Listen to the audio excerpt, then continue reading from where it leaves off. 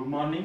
Twelfth class के Hindi medium और English medium बच्चे जरा ध्यान दें। देखिए अब अगला जो हमारा शुरू होने वाला है, अब तक हम लोगों ने उसमें इलेक्ट्रोकेमिस्ट्री बताया था, कुछ चीजें आपको बताई गई जिसमें इलेक्ट्रोकेमिकल सीरीज बताया गया था और विद्युत रासायनिक श्रेणी जिसको बोलते हैं, फिर डेनियल सेल के बारे में बताया गया था, फिर मोलैलिटी इनके क्वेश्चन भी आपको बताए गए थे नॉर्मलिटी के सोल्यूशन के अंदर। अब जो मैं शुरू करने जा रहा हूँ इसको बोलते हैं ऑर्गेनिक केमिस्ट्री यानी कार्बनिक रसायन। सबसे बड़ी चीज है कि कार्बनिक रसायन के अंदर हम लोग सीखेंगे कि कौन कौन से कंपाउंड हैं और इसका रिवीजन आपका होगा जिसमें कि बताया जाएगा कि कौन सी नेमिंग रिएक्शन होते हैं, कैसे कन्वर्जन होते हैं, क्या क्या आपको देखना है, यहाँ पर क्या पढ़ना है, किसका फार्मूला क्या होता है, इस सब चीजें आपको यहाँ पर देखनी पड़ेंगी।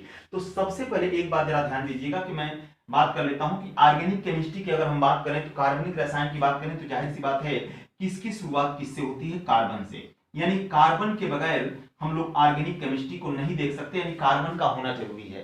Carbon is the necessary part of the organic chemistry. तो ऑर्गेनिक केमिस्ट्री में तीन लोग जरूर मिलेंगे आपको दिखाई देंगे, एक कार्बन, दूसरा हाइड्रोजन और तीसरा दिखाई देता है ऑक्सीजन। एक बात और ध्यान देना है आपको कि इसमें सबसे पहली चीज ये है कि कार्बन, हाइड्रोजन और ऑक्सीजन, इनके बारे में आप पढ़ चुके हैं फर्स्ट ईयर और 9th और 10th में बताया जाता है, 10th में बताया जाता है कि कौन सा कंपाउंड होता है, कितनी बॉन्डिंग बनती है। तो ये सब चीजें आपको यहाँ पर भी थोड़ा सा देखना पड़ेगा कि जो कार्बन होता है इसका एटॉमिक नंबर 6 होता है, यानी जेड कितना होता है, 6 होता है। ऑक्सीजन का एटॉमिक नंबर कितना होता है, 8 होता है। 8 का मतलब कि 8 हो जाएगा कार्बन का ऑक्सीजन का एटॉमिक नंबर। तो ऑक्सीजन के आउटर सेल में 2 इलेक्ट्रॉन होते हैं बाह्य कोश में, और कार्बन के आउटर सेल में कितने इलेक्ट्रॉन होते हैं बाह्य कोश में, 4 इलेक्ट्रॉन होते हैं। और मैंने आपसे बताया था कि कभी भी जो केमिकल बॉन्डिंग बनती है, जो रासायनिक बंध बनता है, वो कहां से बनता है, आउटर सेल से बनता है। बाह्य कोश के इलेक्ट्रॉन जो होते हैं वही भाग लेते हैं। और ये भी बता रखा है मैंने कि अनपेयर्ड इलेक्ट्रॉन जो होते हैं बॉन्डिंग बनाने का काम करते हैं। अनपेयर्ड का मतलब कि जहां पर अयुग्मित इलेक्ट्रॉन होंगे वही बंध बनाने का काम करते हैं। तो अगर हम बात करें जनरली कार्बन की और हाइड्रोजन और ऑक्सीजन की, तो एक बात जरा ध्यान दीजिएगा, जो कार्बन है ये 4 बॉन्डिंग बनाता है। कितनी बॉन्डिंग बनाता है, 4 बॉन्डिंग बनाता है, यानी 4 बंध बनाएगा। 4 से ज्यादा बॉन्डिंग नहीं बना सकता। अगर 5 बॉन्डिंग बनाता है तो किसी न किसी को वहां से हटना पड़ता है। अगला अगर हम बात करें ऑक्सीजन की, तो ऑक्सीजन बेटा बनाता है 2 बॉन्डिंग। ये पॉइंट याद रखिएगा। तो ऑक्सीजन के साथ यही कंडीशन होती है। और वैसे भी आपको पता है कि ऑक्सीजन जो होता है ऑक्सीजन फैमिली के अंदर आता है, इसको हम बताएंगे आपसे पी ब्लॉक के अंदर। अब अगर हम बात करें कि आखिर इस ऑर्गेनिक केमिस्ट्री के अंदर आपको पढ़ना क्या है, तो एक बात जरा ध्यान दीजिएगा, ऑर्गेनिक केमिस्ट्री में 2 केमिस्ट्री आपके पास होती है, एक होती है एलिफैटिक और एक होती है एरोमेटिक। यानी 2 तरीके के कंपाउंड आपको दिखाई देंगे, 2 तरीके के यौगिक दिखाई देंगे। एक एलिफैटिक यौगिक होगा और दूसरा होगा एरोमेटिक यौगिक। अब उनमें से एलिफैटिक और एरोमेटिक 2 तरीके के जब कंपाउंड आपको दिखाई देंगे, तो एलिफैटिक का मतलब होता है कि कार्बन की संख्या कम होगी, और एरोमेटिक का मतलब होगा कि कार्बन की संख्या क्या होगी, मैक्सिमम पोजीशन में होगी, ज्यादा होगी। और दूसरी सबसे बड़ी खासियत ये होगी कि जहां पर भी एरोमेटिक केमिस्ट्री अगर हमको दिखाई देगी, जहां पर एरोमेटिक केमिस्ट्री आपको देखने को मिलेगी, उस एरोमेटिक केमिस्ट्री में एक चीज आपको जरूर नेसेसरी दिखाई देगा, वो दिखाई देगा इस तरह से बेंजीन रिंग। क्या दिखाई देगी यहाँ पर, बेंजीन रिंग। चाहे इसको इस तरह से दिखाइए और चाहे मैंने आपसे कहा था कि इसको हम लोग इस तरह से भी दिखा सकते हैं, यानी आप यहां पर आइए और यहां पर आइए और ये दिखा दीजिए। यानी कहीं ना कहीं आप बॉन्डिंग से भी दिखा सकते हो कि हर जगह डबल बॉन्डिंग लगी होती है। और ये भी मैंने आपको समझाया था कि बेंजीन रिंग में अगर हम बात करें तो ये वाला हिस्सा आर्थो का होता है, ये वाला हिस्सा मेटा का होता है, और ये वाला हिस्सा किसका होता है, पैरा का। फिर आगे बढ़ोगे तो जाहिर सी बात है कि मेटा के साइड में मेटा हो जाएगा और आर्थो के साइड में क्या हो जाएगा, आर्थो। तो आर्थो आर्थो मेटा मेटा, और यहां पर क्या हो जाएगा आपका पैरा। तो ये पॉइंट आपको ध्यान देना है कि बेंजीन रिंग के बगल में, जस्ट बगल में जो होता है उसको आर्थो कहा जाता है, जो नीचे होता है उसको मेटा कहा जाता है, और इसको क्या बोला जाता है, पैरा। और जो हमारे कंपाउंड बनते हैं वो ज्यादा स्टेबल होते हैं आर्थो और पैरा के ऊपर। यानी कोई भी कंपाउंड, बहुत कम ऐसी कंडीशन आएगी जहां पर मेटा पर भी कोई कंपाउंड बनता हुआ दिखाई देगा। और ये अक्सर चीजें दिखाई देती हैं जब हम लोग फ्रीडल क्राफ्ट रिएक्शन करते हैं। फ्रीडल क्राफ्ट रिएक्शन में 2 चीजें आती हैं, एक एल्काइलेशन आता है और एक एसिलेशन आता है, जिसको एल्कीकरण, यानी एल्कीकरण का मतलब कि वही चीज है कि आपको क्या देखना है, आरएक्स बताते हैं। आरएक्स का मतलब होता है एल्काइलेशन और एक होगा एसिलेशन। तो ये सब चीजें आपको दिखाई देंगी, जिसमें कि फिनाल आपका दिखाई देता है। फिनाल कैसे रिएक्शन करता है, फिनाल का रिएक्शन कैसे कराओगे, ये इलेक्ट्रोफाइल होता है, यानी इलेक्ट्रॉन रागी होता है, कि न्यूक्लियोफाइल होता है, कैसी रिएक्शंस दे सकता है। न्यूक्लियोफाइल का मतलब जिनके ऊपर माइनस का चार्ज होता है, इलेक्ट्रोफाइल का मतलब जिनके ऊपर प्लस का चार्ज होता है। और ये भी मैंने बता रखा है कि जो बेंजीन रिंग होती है, बेंजीन रिंग अक्सर उनको बुलाना अपने पास पसंद करती है जो इलेक्ट्रोफाइल होते हैं, यानी E+ वाले होते हैं, क्योंकि इसके पास बहुत भर करके इलेक्ट्रॉन होता है देने के लिए। तो ये सब चीजें आपको ध्यान देनी है। अब देखिए हम शुरू करते हैं इसमें अगर हम बात करें तो दो चीजें होंगी। देखिए इस चैप्टर के अंदर अगर देखा जाए तो सबसे पहले हमारे पास आता है halo alkane. Halo alkane, halo alkane का मतलब होता है आरएक्स। आरएक्स का मतलब होता है, याद रखिएगा, आरएक्स कहा जाता है एल्किल हैलाइड को। किसको कहा जाता है? एल्किल हैलाइड को। हैलाइड, एल्किल हैलाइड को ही दूसरा नाम हम बोलते हैं। एल्किल हैलाइड अगर हमारे पास होता है तो इसी को क्या कहा जाता है? Halo alkane. और हेलो एल्केन, हेलो एल्केन का मतलब होता है आरएक्स, और दूसरे साइड में अगर जाओगे तो उसको बोला जाएगा हेलो एरीन। हेलो एरीन, और हेलो एरीन को लिखा जाता है ARX से। और याद रखिएगा जहां पर एरीन की बात हो रही है इसका मतलब कहीं ना कहीं इसकी बात होगी, और इसको क्या कहा जाता है? Benzene ring. तो एक तरफ आपके पास एलिफैटिक केमिस्ट्री होगी और दूसरी तरफ क्या होगी? एरोमेटिक केमिस्ट्री होगी। तो ये भी ध्यान देना है। और हर रिएक्शन के अंदर आपको दिखाई देगा कि कन्वर्जन कैसे आप कर रहे हो, कहां पर कौन सा कंपाउंड बन रहा है। कंपाउंड भी आपको सीखना पड़ेगा कि कौन सा कंपाउंड किसके अंदर आता है। अगर फिनाल है तो उसकी पहचान कैसे करेंगे, एसिड है तो उसकी पहचान कैसे करेंगे। लेकिन सबका जड़ ये होता है कि आपको कहीं ना कहीं यहां पर कार्बन दिखाई देगा, और कार्बन के बाद एक दिखाई देता है फंक्शनल ग्रुप। फंक्शनल ग्रुप का मतलब क्रियात्मक समूह दिखाई देगा, और वही क्रियात्मक समूह जो होता है कंपाउंड बनाने का काम करता है। अगर हम बात करें कि यहां पर देखिए हेलो एल्केन और हेलो एरीन आ गया। हेलो एल्केन का मतलब RX, और ARX का मतलब कि आप समझिएगा ये वाला हिस्सा एरोमेटिक का होगा और ये वाला हिस्सा किसका होगा? एलिफैटिक का।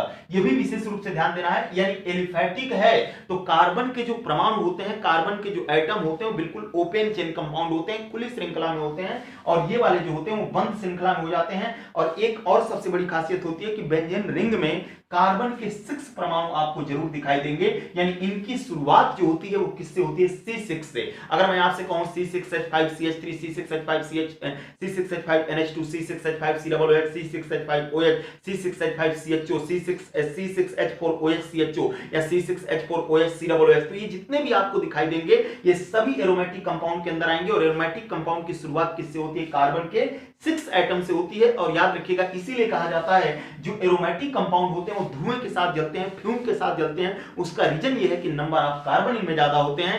जबकि अगर इनकी बात की जाए तो जो भी एलिफैटिक कंपाउंड होते हैं ये लोग नंबर ऑफ कार्बन के कम हो जाने के कारण ये लोग बिना फ्यूम, विदाउट फ्यूम जलते हैं। जैसे एल्कोहल, C2H5OH ले लीजिए, मेथिल एल्कोहल ले लीजिए, तो जितने भी एल्कोहल आपको दिखाई देंगे अगर वो एरोमेटिक नहीं है, अगर वो एलिफैटिक है, तो याद रखिएगा बिना धुएं के साथ जलेंगे। उसका रीजन ये है कि नंबर ऑफ कार्बन क्या होता है? कम होता है। तो ये सब चीजें आपको यहां पर दिखाई देंगी। अगर जैसे मैं एग्जांपल आपके सामने लेता हूं कि RX है और एक है ARX। एक बात और ध्यान रखिएगा, मैंने अभी आपसे जिक्र किया इसके अंदर दो चीजें, कि एक बात होता है कि हमारे पास एक होता है एल्किल ग्रुप। मैं शुरुआत कर रहा हूं फिर इसके बाद आगे आपको बताया जाएगा। एल्किल ग्रुप और एक होता है फंक्शनल ग्रुप।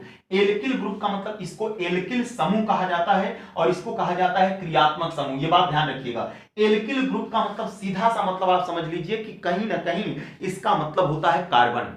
एल्किल ग्रुप का मतलब होता है कार्बन, और जो आपके पास फंक्शनल ग्रुप होंगे, जो क्रियात्मक समूह होंगे, उसमें आपको X दिखाई देगा, OH दिखाई देगा, CHO दिखाई देगा, COOH दिखाई देगा, NH2 दिखाई देगा, SO3H दिखाई देगा। ये जितने भी रहेंगे इसी तरीके से CO दिखाई देगा जिसको कीटोन कहा जाता है। इसी तरीके से आपको NH2 मिल ही गया। इसी तरीके से आपको दिखाई देगा COOR-। इसी तरीके से आपको दिखाई देगा यहां पर COOH हो ही गया, CONH2 दिखाई देगा, COCl दिखाई देगा। तो जितने भी रहेंगे आपके सामने, या COCl की जगह आप COX भी लिख सकते हो। तो मेरे कहने का मतलब जबकि इनकी जगह अगर हम बात करें तो इसमें आपको दिखाई दे सकता है CH3, फिर दिखाई दे सकता है C2H5, फिर दिखाई दे सकता है C3H7। और अगर हम बात करें तो अगर ये लोग नहीं रहेंगे तो वहां पर कौन मौजूद होता है? हाइड्रोजन। तो याद रखिएगा ये जो हमारे पास फंक्शनल ग्रुप है इसको कहा जाता है क्रियात्मक समूह। अब हम जरा समझ लेते हैं कि फंक्शनल ग्रुप और एल्किल ग्रुप का मतलब क्या होता है। यानी एल्किल ग्रुप नहीं रहेगा और फंक्शनल ग्रुप नहीं रहेगा। अगर आपके पास एल्किल समूह नहीं रहेगा, क्रियात्मक समूह नहीं रहेगा, तो कोई भी ऑर्गेनिक कंपाउंड आप नहीं बना पाओगे। ये पॉइंट याद रख लीजिएगा। जबकि अगर इतना हिस्सा मैं बात कर रहा हूं आपसे, ये वाला जो हिस्सा होगा वो किसके लिए होगा? एलिफैटिक के लिए। किसके लिए होगा? एलिफैटिक के लिए। लेकिन अगर कहीं से आपसे बात कर लिया जाए कि ये बताइए अगर आपके पास एरोमेटिक है तो एल्किल ग्रुप की जगह आप क्या जोड़ोगे? तो याद रखिएगा एल्किल ग्रुप की जगह हम लोग क्या जोड़ते हैं? C6H5, और इसको फेनिल कहा जाता है।